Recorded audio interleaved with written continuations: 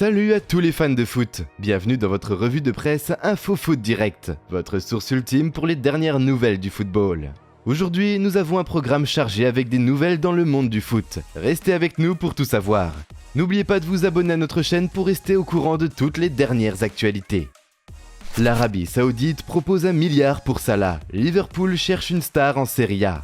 Al Ittihad met les bouchées doubles pour décrocher la signature de la superstar Mohamed Salah. Tandis que les Rouges de Liverpool jettent un coup d'œil en Italie à la recherche d'un remplacement de renom. Et en parlant de coup de tonnerre, le cas de Romelu Lukaku est au cœur de toutes les conversations en Angleterre. Restez à l'écoute car nous vous présentons les dernières nouvelles de la presse sportive européenne dans votre revue de presse Info Foot. Parlons d'abord de Mohamed Salah. L'Angleterre est en ébullition avec des chiffres encore plus fous que ceux que vous avez pu lire hier dans les journaux. Le Sun dévoile une offre colossale de 1 milliard de livres sterling, soit 1,17 milliard d'euros pour Mohamed Salah. Al Ittihad est prêt à signer un contrat de 5 ans avec un salaire de 850 millions de livres sterling, soit plus de 990 millions d'euros au total pour l'Égyptien. Le Sun affirme même que Salah est tenté par cette offre astronomique. D'un autre côté, Liverpool pourrait recevoir un chèque de 150 millions de livres sterling, soit 175 millions d'euros en échange de leur star. Cependant, Liverpool a été très clair. Toutes les propositions concernant Salah sont catégoriquement refusées. Cette nouvelle information au sujet de Salah est également en gros titre dans le Daily Star, qui souligne que Liverpool est déterminé à repousser toutes les avances de l'Arabie Saoudite. L'OL a un plan de secours si la piste Guido Rodriguez échoue. Eh bien, restons dans le monde du football passionnant. L'Olympique lyonnais, plus motivé que jamais, se trouve face à une sacrée résistance de la part du Real Betis, qui ne veut tout simplement pas laisser partir son joueur Guido Rodriguez. Mais vous savez ce que c'est, dans le monde du football, il faut avoir plus d'une option dans sa manche. Alors l'OL a activé un plan B qui nous mène tout droit à Mady Camara, un milieu de terrain guinéen solide qui a été prêté par l'Olympiakos à la Roma l'année dernière. Comme vous le savez peut-être, le recrutement d'un numéro 6 est une priorité absolue pour le club rhodanien. Cette quête est en cours depuis le mois de janvier, et jusqu'à présent, elle n'a pas encore porté ses fruits. Pathé 6 n'a pas fait l'unanimité en interne, alors l'OL a tout mis en œuvre ces derniers jours pour tenter de finaliser l'arrivée de Guido Rodriguez, le pilier du Real Betis et champion du monde avec l'Argentine en 2022 au Qatar. Ils ont même formulé une offre de 12 millions d'euros au Betis. Cependant, bien que le joueur soit plutôt emballé à l'idée de rejoindre Lyon, le club de Nabil Fekir s'accroche à lui et espère même le prolonger, comme l'a récemment déclaré le vice-président du club andalou. Mais gardons espoir, car chez Mathieu Louis-Jean, on ne baisse pas les bras. Si l'OL réussit à recruter le milieu argentin, ce sera un véritable coup de maître sur le marché des transferts, apportant une réelle valeur ajoutée à Laurent Blanc pour son milieu de terrain.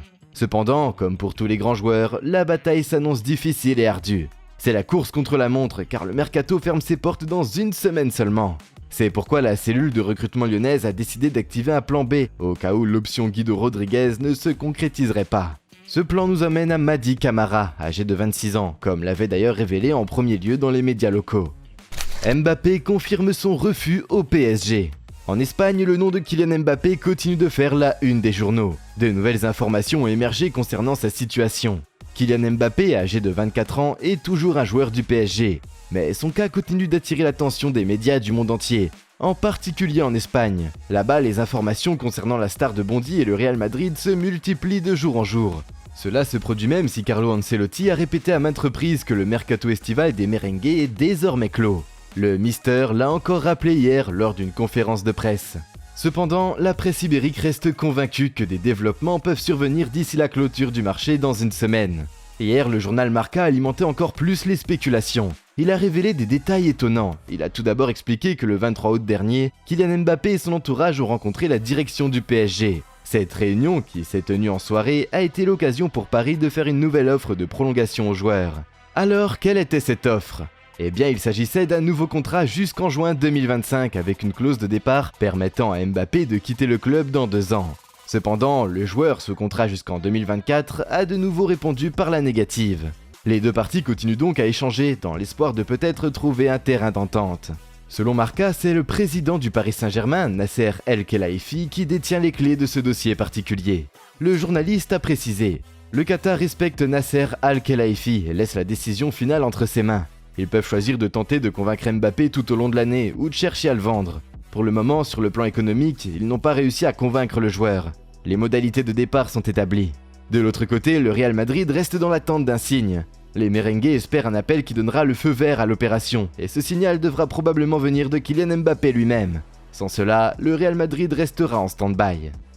Marcelino n'a pas l'intention de remplacer Guendouzi. Avec la malchance de voir Geoffrey Kondogbia blessé et Pape Gueye suspendu, on aurait pu se demander si le départ de Matteo Guendouzi était toujours d'actualité. Mais la situation semble claire et l'international français se rapproche de plus en plus de la Lazio Rome.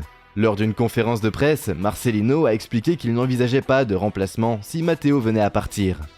Dominik Livakovic signe officiellement avec Fenerbahçe.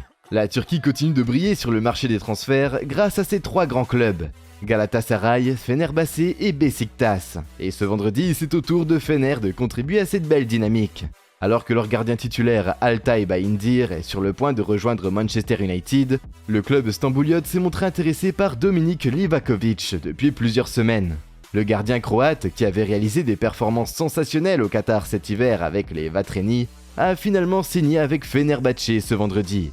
La transaction devrait rapporter 6 650 000 €, plus 950 000 € de bonus au Dynamo Zagreb. Le monde du football européen est en ébullition avec des offres astronomiques pour des joueurs de renom, des transferts de dernière minute et des décisions importantes des clubs.